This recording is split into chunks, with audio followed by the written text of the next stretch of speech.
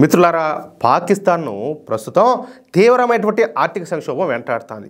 పాకిస్తాన్లో నిత్యావసరాల ధరలు ఆకాశాన్ని దాకుతున్నాయి. ముఖ్యంగా పాకిస్తాన్లో కేజీ టమాటాకాయల ధర ఎంతో తెలుసునా? 700 పైనంటియా కేజీ టమోటాల 700.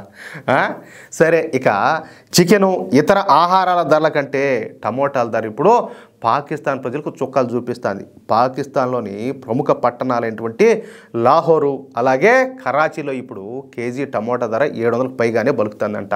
దీంతో అక్కడ ప్రజలంతా కూడా సతమతం అయిపోతున్నారు. కొన్ని వారాల క్రితం కేజీ టమోటా ధర 100 రూపాయలు మాత్రమే ఉన్నింది. ఇప్పుడు అమాంతం పెరిగిపోయినట్టు స్థానిక న్యూస్ ఛానల్ అయినటువంటి సమా టీవీ పేర్కొనిందనమాట. పాకిస్తాన్కు ఆఫ్ఘనిస్తాన్కు మధ్య ఈ ఉద్రిక్తతల నేపథ్యంలో ఈ ఆఫ్ఘనిస్తాను పాకిస్తాన్ బార్డర్లో ఇటీవల మూసేసిన విషయం మీరు కూడా వినే ఉంటారు.